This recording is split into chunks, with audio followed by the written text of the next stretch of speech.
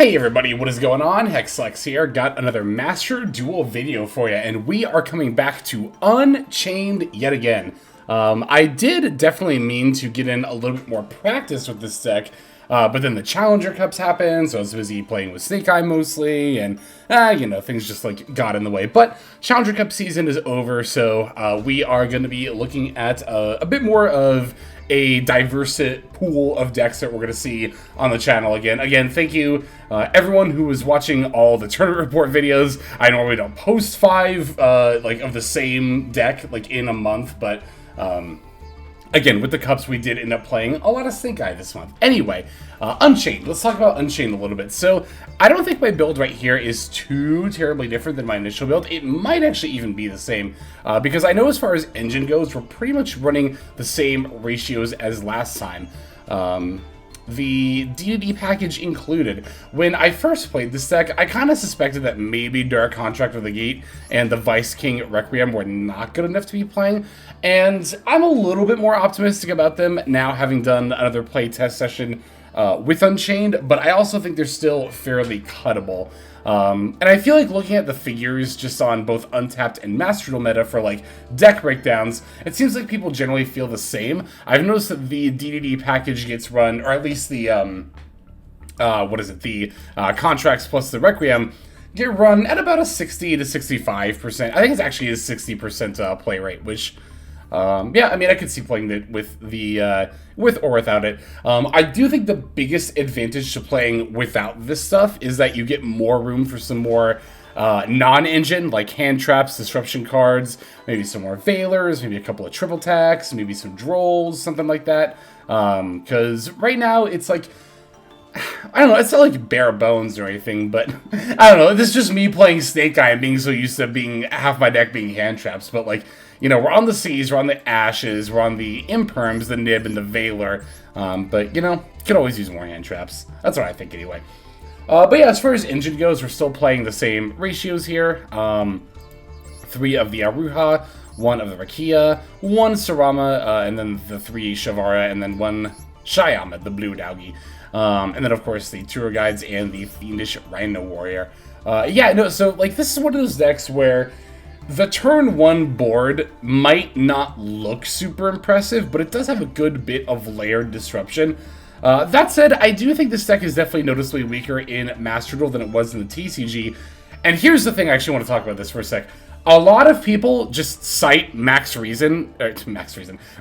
as the only reason for that, but I feel like that is the not thinking answer, because I've never understood when people are like, why doesn't this deck perform as well in Master Duel? Oh, because of Maxi. Oh, does Maxi keep combo decks in check? No. It's like, huh? I think there's a huge disparity between that logic. I definitely am in the camp that thinks Maxi does not keep combo decks in check. Look at Halcdon, look at Dragon Link, look at Tier Limit, look at Snake Eye right now, right? All 4 of those decks are critically weak to Max C and have very little ability to play through them, except for opening like Ash or Call By.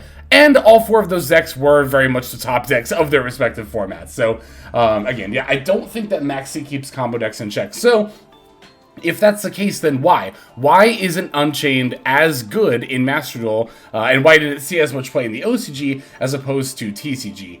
I think for Master Duel, I can't speak for the OCG, but for Master Duel, I can definitely tell you that Unchained came in at a time where it just got power crept. Like, if Unchained had come out just even a couple of seasons before Snake Eye, I definitely think this deck would have been closer to Tier 1. I don't know if it would have been Tier 1, but I could see a world, again, pre-Snake Eye, where Unchained is Tier 2 at the very least. In fact, I have a hard time not seeing a world where, had Unchained come out a little bit sooner, it would have been Tier 2, if not Tier 1. I think it's just, again, plain and simple power creep when it comes to Master Duel. Again, I can't speak for the OCG. I don't play the OCG. I wasn't familiar with the format at the time that Unchained came out in the OCG. But again, speaking from my experience with Master Duel, playing both with and against this deck as well, I think it's just a power level thing. I just think it's weaker than other meta decks right now. Doesn't mean it's bad, not by any means. I think this deck is pretty firmly Tier 3, but again, you know, even like lower rogue decks are very, very, very capable of hitting Master 1 and topping tournaments, right? So if a lower rogue is very capable of doing it with a capable pilot, then Unchained also extremely able to accomplish that there. Yeah, again, I think that's really what it boils down to. Again, I say Max C is the not thinky answer because I think a lot of people are like, oh, why is this different about Master Duel as opposed to TCG? And people just automatically go to the biggest difference, which is Max C being legal or not. And so they're just like, oh, it's got to be Max C because that's the big reason, right? I'll say this. I'm not going to try to turn this into a Max C opinion video, but while I don't like Max C, I think the degree to which other people hate it causes it to be what's the word I'm looking for? Not overvalued, but people will often cite Max C as the reason why formats are different, which sometimes it is the case, very rarely I think, but a lot of times it's not. I find that Max C doesn't really affect deck building as much as it affects gameplay, right? When it comes to deck building, like if Max C weren't legal, you would just slot in like, you know, more nibs, more call buys. You wouldn't have to play cross out necessarily. Or did I say call by? I meant Valor. You would still play call by if it was at 2 because this card is broken. I think if Max C ever gets banned, call by needs to go to at least 1, if not 0. But yeah, so I think from a deck building perspective, the existence of Max C doesn't necessarily dictate a lot. It just comes down to individual games where Max C may or may not be polarizing. But that's just my 2 cents. Again, I didn't want to turn this Unchained video into a Max C opinion video, but I don't think that Max C is the sole reason why Unchained is not as good. Well, does Unchained even really do that much in TCG? Well, I guess Shavara got limited, so that would do it, right? Yeah, that's right. Shavara got limited, so that's why. But, yeah, I don't know. I wonder if Shavara was at 3 now, or like during Snake Eyes Tier 0 format, would Unchained still have seen a significant amount of play? Who knows? There is also the factor of price. I don't know if Unchained was a cheaper deck, but a lot of the time decks do or don't see play in paper is because of how accessible it is from an affordability standpoint, right? But that's not an issue in Master Duel. So anyway, yeah, I don't really know what else I have to say about Unchained at this point. Like I said, the build's pretty much the same. And so yeah, let's just break it down and then we'll look at some games, right? So we're on 1 Valor, 3 Max C, 3 Tour Guide from the Underworld, 1 Phoenix Rhino Warrior, 3 Ash Blossom and Joy Spring, 3 Unchained Twins Aruha, 1 Unchained Twins Rakia, 1 Unchained Twins Sarama. There's more than 2 twins, okay? 3 Unchained Soul of Sharvara, 1 Unchained Soul of Shyama, 1 Abominable Unchained Soul, 1 Nibiru the Primal Being, 1 DDD Vice King Requiem. We got 3 Abominations Prison, 3 Dark Contract with the Gate, 2 Call by the Grave, 1 Cross-Out Designator, 3 Infinite Permanence, 3 Escape of the Unchained, and then 2 Abominable Chamber of the Unchained. And that is going to do it for our main deck. For the extra, we're on 1 DDD Stone King Darius, 2 DDD Wave High King Caesar, 1 Divine Arsenal Zeus Sky Thunder, 1 DDD Divisor King Deus Machinex. We have 2 Unchained Soul of Rage, 1 Muckraker from the Underworld, 2 Unchained Soul Lord of Yama, 1 Nightmare Unicorn, 1 Unchained Soul of Anguish, 1 Nightmare Griffin, 1 Unchained Abomination, and then 1 Underworld Goddess of the Closed World. And that will do it for our list. Let's see some gameplay. Alright, our first duel is going to be against Labyrinth, but more than anything, this is just going to be a game to kind of walk you through, for those who aren't familiar with how Unchained plays, or what a combo line looks like. This is going to be an extremely standard turn 1 combo line with this hand here, which is all gas and a little bit redundant with 2 of each Dark Contract and Abominations Prison, but definitely could have opened much worse, so we'll take it. I'm going to lead with the Dark Contract, add the Vice King Requiem, then I'm going to Abominations Prison for the Aruha. I can pop my face down Abominations Prison, the other one, with Unchained Soul of Sharvara. So they do have an Ash Blossom and Joyous Spring, but because we opened so much gas, we're actually able to continue our plays anyway, right? Normally I would have needed that summon from deck to put out the... I think I would probably put out Rakia, right? Because that would allow me to pop a card if I needed to. Well, I guess I could do... I don't know. Again, I'm not the most familiar with this deck, so sometimes when I have a lot of gas, I don't know exactly what the best thing to go for is, but... Anyway, you just want to go into the Unchained Soul Lord of Yama, and then you can add... Normally you would do the Aruha here, right? in order to pop a card from hand and then special, or pop a card and then summon this from hand. But because we already did that, but haven't used our normal, I just added and then normaled the Rakia anyway, right? So, alright, now the Sarama is going to wheel back the escape that we set with the Sharvara. Shyama and Yama now are going to end up making the Unchained Soul of Rage. That'll proc the Shyama effect to pop the Sarama and summon itself. Now the Sarama effect will summon out another Sharvara. That's our 2 level 6s. We can now overlay for the rank 6 Wave High King Caesar. And now we can also do a little bit of plays with the Vice King Requiem. Put in our pen scale, pop it the contract, and then we get to summon out a Divisor King Deus Machina X here. So, alright, end phase, they're going to use the Labyrinth Chanted Dragolair, but it's totally fine with me if they set the Welcome Lab, because the DD Wave King High Caesar can just negate and destroy it. And indeed, my opponent's even going to just concede into my board, because they know they can't out it. Again, this board doesn't look like much, but the Wave High King Caesar is not once per turn. It negates and destroys any card that has an effect that special summons a monster. So you have 2 of those. The Unchained Soul of, what is it, Agony? Rage? Rage. Unchained Soul of Rage is basically like IP and the Goddess, or IP Masquerena and Underworld Goddess kind of rolled into the same card. You can use it to go into any rank 3, including Nightmare Unicorn for more disruption. And then, of course, we also have the Set Trap card, Escape of the Unchained, to pop a card in our opponent's field. With various effects like the Unchained Soul of Rage, as well as the Yama in our graveyard, we will also get more cards on field and in our hand back, as well as part of our combo line. And then, you don't always end on the Divisor King Deus Machina X, but as I said, we did open the Vice King at Requiem, so we were able to do that. Just make sure that if you do plays with Vice King Requiem, you save it for the very end, because while this card is in play, you are locked into DDD monsters. So just make sure you are being mindful of that. But that'll do it for our first game. Again, this is just going to be a very brief example of how the deck likes to play and open on turn 1. So let's see some more games that are going to be a little bit more like back and forth and engaging and stuff. Okay, our next opponent is on Rescue Ace. They're on a triple Super Poly package, which will definitely be a little annoying if we have to face against it, but otherwise they're pretty standard. I guess Super Poly is not typically like unstandard as well. Atypical? Whatever. Anyway. We're going to be opening Ash Blossom and Imperm going second here. We'd love to see it. They're going to lead with Pitch Wanted for Summon Diabel. Diabel F to set the Original Sin. Of course, they're going to then proceed to flip over the Original Sin. And I'm going to let it go. I don't really like negating Wanted or Diabel or Original Sin, especially now that Rescue Ace is in the meta. Like, even before Rescue Ace was in the meta, there was still a pretty decent shot your opponent's, like, not on Snake Eye. Or, if you do negate Wanted or Diabel or Original Sin, they could just, like, go, okay, normal summon Snake Eye Ash from hand. But again, especially now that Rescue Ace is in the game, I don't like using Ash Blossom and Imperm on that early stuff. I will, however, absolutely Ash Blossom their Emergency here. They did already add Turbulence, but I definitely don't want them to have access to, like, Preventer as well for more disruption. And we just save the Imperm for the Turbulence. In fact, you'll notice I have not only not Impermed up to this point, but I have also continuing to not Imperm the Hita or this Princess. I almost called it Flambridge. I always call this card Flambridge for some reason. And yeah, that's just because if I know I'm against Rescue Ace, I just save the Valor / Imperm for the Turbulence.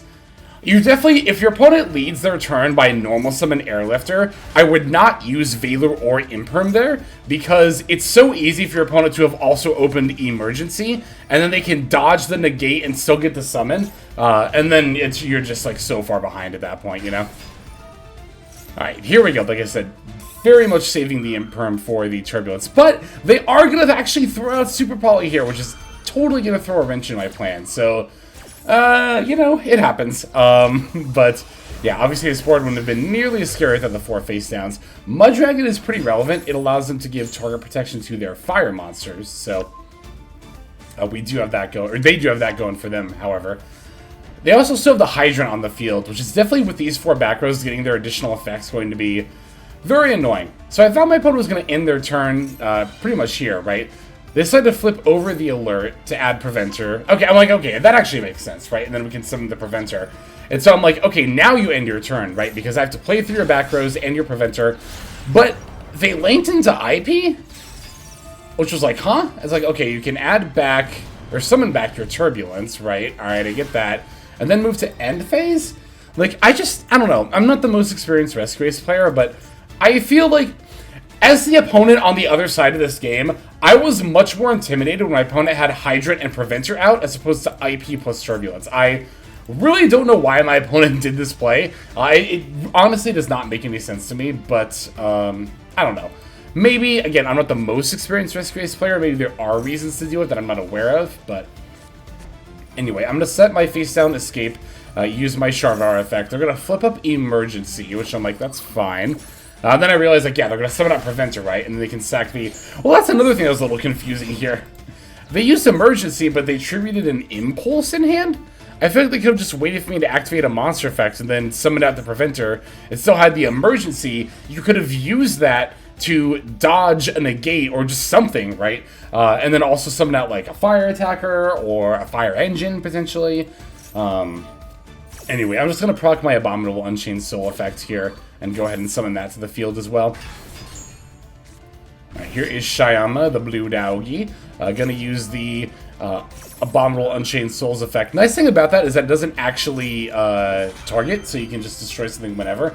And here they're just gonna flip up everything. Like, I don't know. Again, I'm not the most experienced Rescue Ace player, but I kind of feel like my opponent was just, like, on yellow button turbo. It feels like a lot of the time they were doing things just because they could.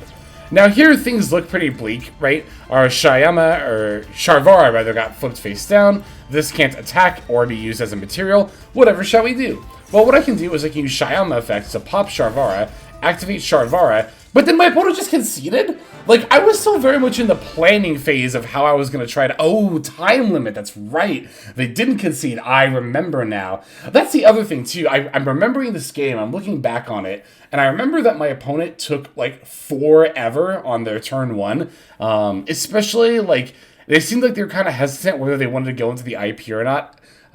James, if you're out there, like, I don't think you should have made IP. As your opponent, I was much more scared of your board when you had Hydrant for the additional effects off your spell traps, plus Preventer for the guaranteed disrupt.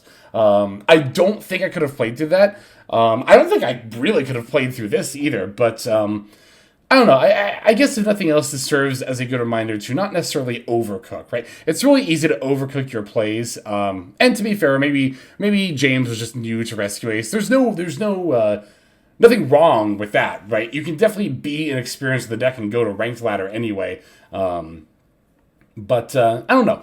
I just wanted to, I guess, offer some insight into what I was thinking as this person's opponent as they were making their plays. So let's take a look at our next duel here. I got another Rescue Ace deck that we're up against here. I've noticed on Untapped stats that, like, Rescue Ace is being played about as much as Snake Eye right now. That's a little wild to me, because I definitely think Snake Eye is the better deck.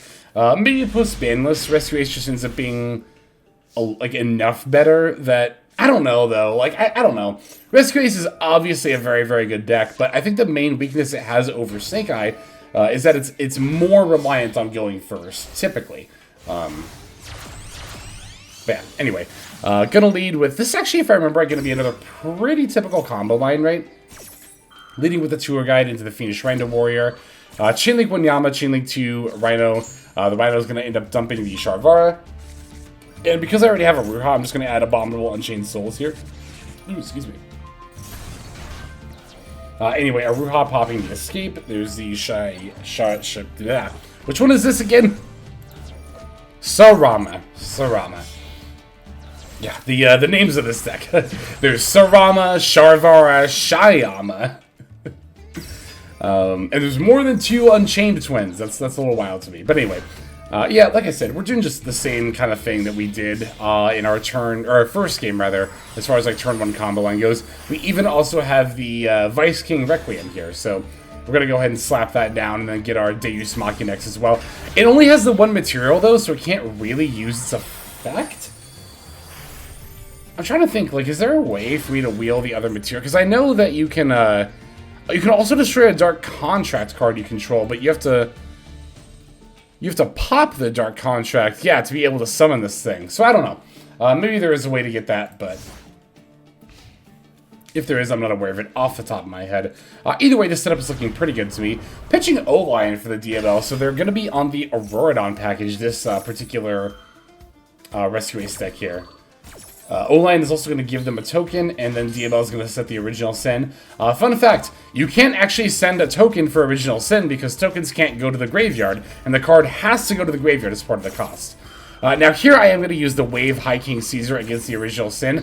I know I said earlier in the video that I typically wait and don't negate original sin, but the Wave High King Caesar has multiple negates and I also have Imperm down, so I'm a lot more fine using the Wave High King Caesar here. I'm going to Imperm the Hydrant, which I probably should have waited for Turbulence, but I felt pretty confident I could just outpace whatever my opponent was doing here, right? Plus I have the Unchained Soul of Rage, so if they summon Turbulence, it's not like Turbulence is a quick effect. I can just link off with it, and then they won't get the ability, right? So, High King Caesar popping the Emergency and just negating and destroying it, of course. And then Imperm will negate the Hydrant to stop the search. Alright, Sharvara effect. I'll set up another Escape of the Unchained. Doesn't matter, because I can't use this one this turn anyway. Oh, speaking of Escape of the Unchained, I also have that as well to use as Disruption, too. So, here I'm actually going to use the Unchained Soul of Rage with the Hita. Because it is another Link 2, I can uniquely go into the Unchained Abomination, the Link 4 here, right? Okay, now they're going to slap down their Turbulence. I'm going to chain the Abominable Chamber of the Unchained, just to summon out an Unchained monster. And then after the summon of Turbulence has resolved, I'll get to flip Escape of the Unchained and then destroy it. And again, this is not a quick effect, so they don't have an opportunity to do this first. You have to be toggled on to do that, though. You can't do that if you're on auto. I believe it will pass priority to your opponent and give them a chance to set for if you're on auto in that situation. So, getting a whole slew of effects off here. A-Bomb is going to pop the trap card I just set. I get to bring back my Unchained Soul of Rage. I can summon another Rakia. I can summon another Sharvara. I'm going to get into Birud. But more importantly, I'm going to use Rakia to pop this Unchained Soul of Rage real quick. The reason that I'm doing this before the nib drops is that way on the next Chain Link, I'll proc not only the Unchained Soul of Rage F, but also the Wave King High Caesar as well, but more importantly, the Abominable Unchained Soul. So now I can special Abominable Unchained Soul, I'll get a couple of cards in hand. Now on the next Chain Link, Abominable Unchained Soul F will activate. I can pop the nib, and now I can just kill my opponent with this nib token they gave me. Yeah, they're just going to concede before I can even do that, but didn't even really need to pop the nib with the Unchained Abomination Soul or whatever. I could have just, like, battled over it, but, yeah. It looked like we overcooked for a second there, but it did end up being a classic case of, opponent, you did have the nib, but can you out the token? In this case, the answer was no. We have one more game to watch. It's going to be a bit of a doozy, so let's take a look at that one.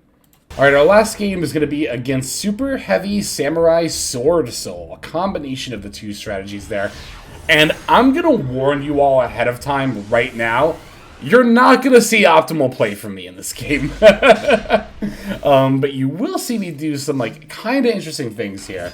So I'm going to Tour Guide, start that off with that for the Fiendish Shrine Warrior, as always as ever. Love opening Tour Guide plus Sharvara, because it's Valor and Imperm protection. Actually, very similarly to Rescue Ace, right? I don't advise Valoring or Imperming the Airlifter again in case they have emergency. Same with this deck. If they open Normal Summon Tour Guide, I would not advise using Valor or Imperm against it, because they could have Sharvara in hand, pop the Tour Guide, and then the effect resolves anyway. So, and then you're just down cards for no reason. But yeah, I'm doing pretty typical stuff up to this point. I'm going to summon out the A-Bomb, and I have a lot of gas in hand, so what I'm going to end up doing here is, someone actually even left a comment in the last video saying like, hey, you have Nightmare Griffin, but you didn't summon it. And I'm like, yeah, you're right. Let's try summoning Nightmare Griffin. It's like, I have the materials to do it here. I don't know if it's going to be optimal, but you know what? I said, fuck it. I'm just going to link 4 right into the Nightmare Griffin here. Co-link that alongside the Unchained Soul of Rage. And I don't think trading Max C for the A-Bomb trap card plus a draw was smart, but I wanted to do it, so I did. Again, don't think you're going to see optimal play from me this game. Actually, I'm going to make more misplays here, funnily enough. So opponent's going to Ashina into the Monk of the Tinny. By the way, the reason I hard pivoted to Nightmare Griffin, for those who don't know, this card has a Floodgate style effect. Where is it? Oh, it's the last effect.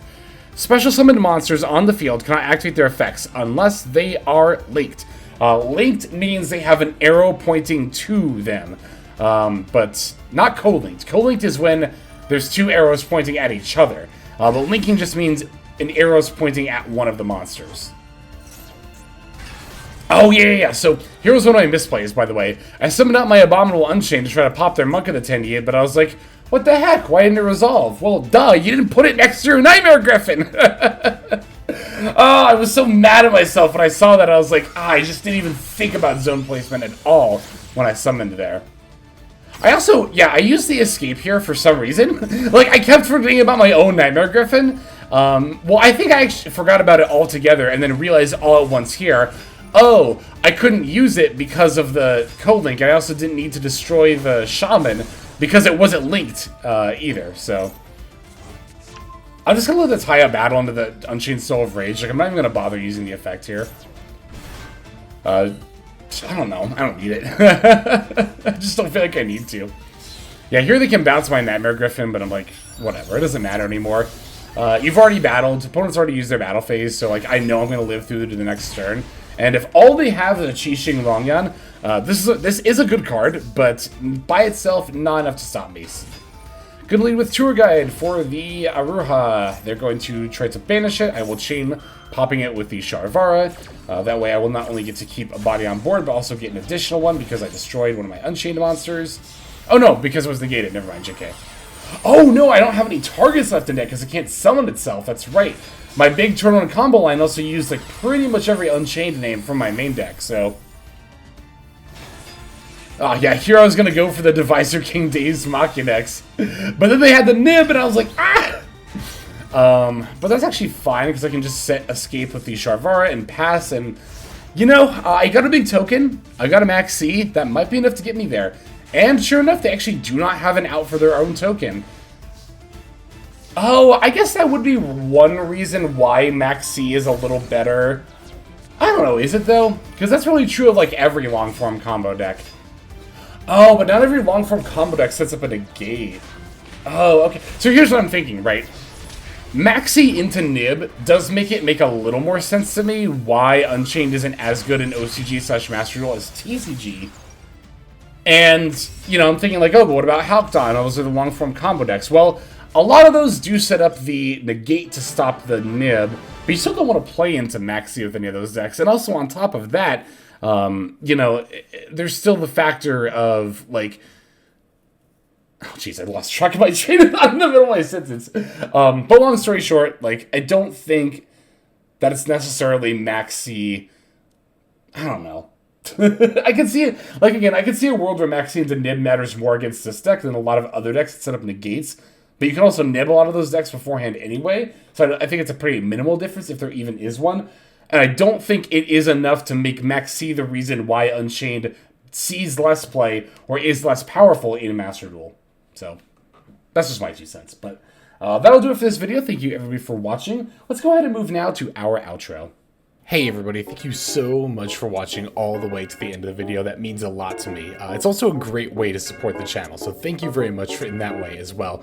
If you're interested in supporting the channel in other ways, like the very special patrons that I am thanking here, you can do so by checking out some of the links in the description. One of those goes to the Patreon, where you can join these fine folk and support the channel that way. I do post daily content over on Patreon, so you do get something for supporting there. And if you're interested, I also have a coaching tier option as well. Details again will be on Patreon in the link below. Also in the description linked below is my Twitch page where I stream a few times a week. You can go ahead and check that out, follow or subscribe over there if you ever want to catch me live.